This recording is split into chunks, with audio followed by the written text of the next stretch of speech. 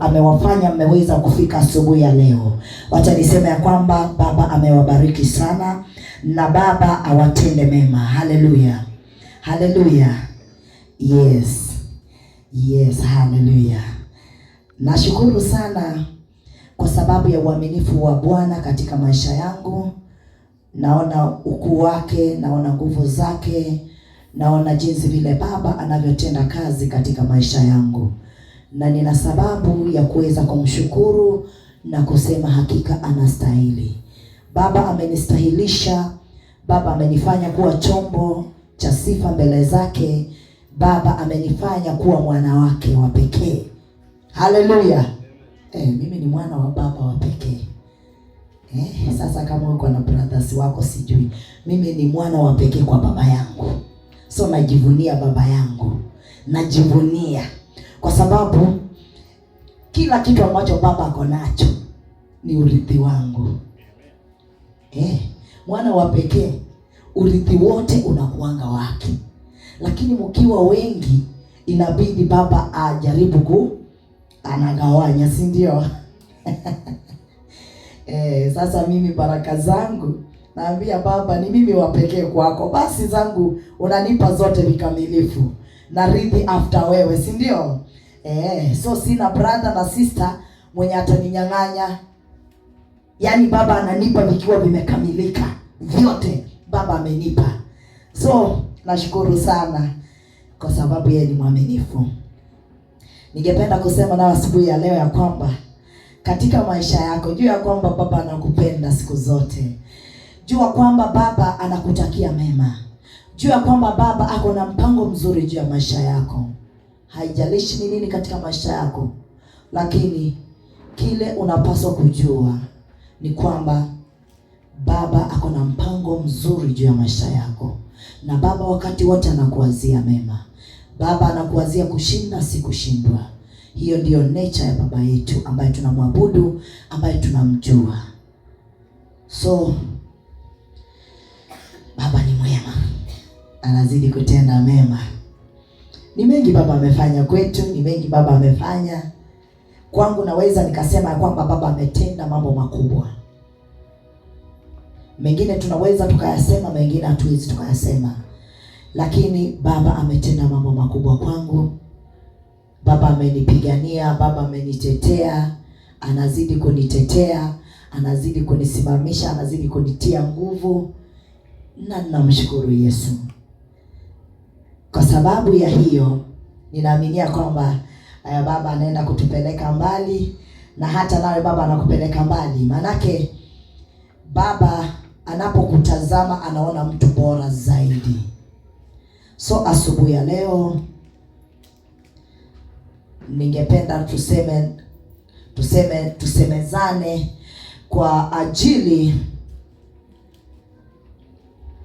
ya kushinda kwetu na kwa ajili ya kuproceed in our life. So asubuhi ya leo kuna kitu ambacho baba anataka tuweze kusema. Anataka tuweze kujifundisha. Anataka mimi na wewe tujifundishe. Si kwamba wakati wote ambaye mtu yeyote ambaye amesimama mahali hapa, si kwamba kila ambacho anasema anakuanga yeye ako that perfect as in si kwake. Yaani hilo neno si la kwake. Mtu yeyote anayesimama hapa na kusema wakati wowote ambao mtu yeyote anasimama mbele yako ni kwa sababu ya kuweza kutufundisha ya kwamba hata naye Roho wa Bwana anasema naye. Haleluya. Si kwamba unasema na wale. Hapana, inaanza na wewe. So wewe mwenyewe sasa anza kwako sasa. Alafu likifanya kazi kwako, unajua pia litafanya kazi kwa wengine. Lakini isiwe azini ya kwamba wakati unasimama hata kama ni neno la himizo unahimiza wengine, lakini wewe haujihimizi. So linaanza na kwako, linaanza kukosoa wewe au kukutengeneza wewe au kukurekebisha wewe, alafu linaingia katika wengine. Haleluya. Si kwamba wakati tusiwe na that mentality ya kwamba mtu akisimama kila anasema. Unajua wakati unasimama ni mambo mengi mtu akiwa hapa anasema. Kwa sababu unaongezwa na Roho Mtakatifu. Anakushukia na anasema. Huenda wewe ambaye unasema kuna mengine hautayakumbuka, lakini kwa wale ambao wanakusikiza watapata kitu, na wanapopata kitu mostly unapata kwamba kile ambacho mtumishi amesimama mbele, mtumishi yeyote ambaye anasimama katika madhabahu kuweza kukuhudumia, anaposimama, watu wengi tuondoe mentality ile unajaribu kukamata kile ambacho kinaweza kikafunga yule ambaye amesimama mbele yako. Haleluya, haleluya, haleluya. Watu waangalia sana ya kwamba huenda huyu mtumishi alisema hivi, kwa nini pastor alisema hivyo na hata yeye afanyangi hivyo? Unaona, unaanza kuhesabu tuweze kufundishika ya kwamba kile ambacho unapewa unakipokea.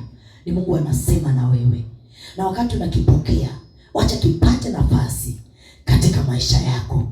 Na sisi ambao tunafundisha pia ya kwamba nasi pia Mungu anasema na sisi ya kwamba nasi pia tujaribu kufanya vyema, tujaribu tukimwomba Mungu anatusaidia, kwa sababu kuna vitu vingine ambavyo katika maisha yetu huenda uwezi ukaviacha mara moja, kwa sababu kuna vitu ambavyo ukifanya kwa nguvu zako unaweza ukawacha leo na kesho ukavirudia. Haleluya.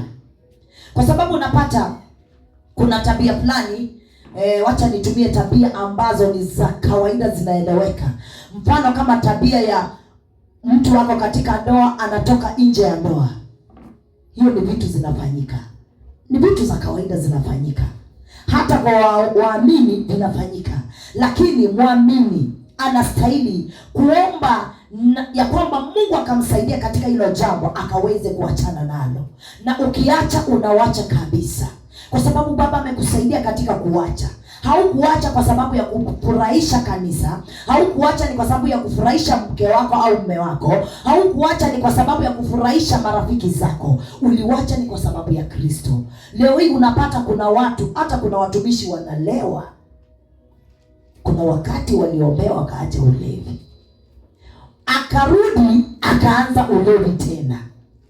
Muumini kama huyu tunamfanyaje? Anakosa kusikia sauti ya Bwana, anakosa kujua Mungu ako na nini juu ya maisha yake, na ndiposa anarudi kule nyuma ambako ametoka, kwa sababu alitoka kwa nguvu zake. Unastahili kuacha kwa nguvu za Bwana, ya kwamba katika hii hali ambayo inanitesa au inanisumbua, unamwita Bwana katika hiyo hali, Bwana ajidhihirisha katika hiyo hali, Yesu akusaidie kuweza kuachana na vitu kama hivyo. Na ukiviacha katika kinywa chako, kiri ya kwamba nimeviacha vikamilifu kabisa kabisa kabisa. Haleluya. Taviacha kwa sababu ya utukufu wa jina la Bwana. Tunapata kwamba kanisa linabaki pale pale. Kwa nini?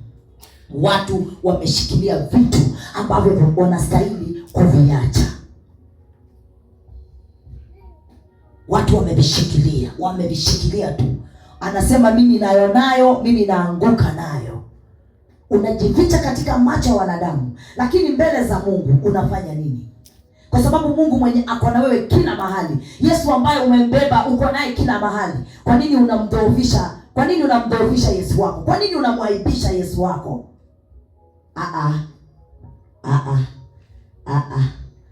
Tutatoka tu huko, tutatoka. Na utatoka kama umeamini kutoka.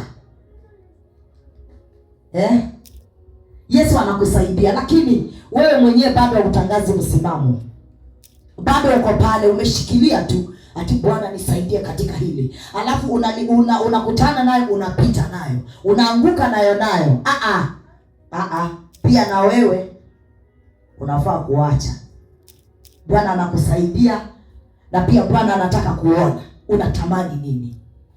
Unatamani kubaki katika hiyo hali au unatamani kusonga mbele? Haleluya. So asubuhi ya leo tunataka kuongea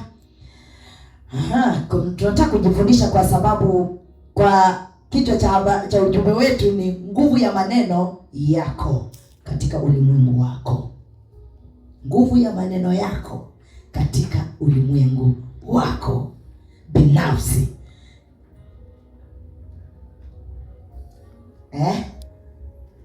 nguvu ya maneno yako katika ulimwengu wako kama mwamini sasa. Haleluya, haleluya. Nguvu ya maneno, nguvu ya kinywa. Kinywa kina nguvu, kinywa kina nguvu.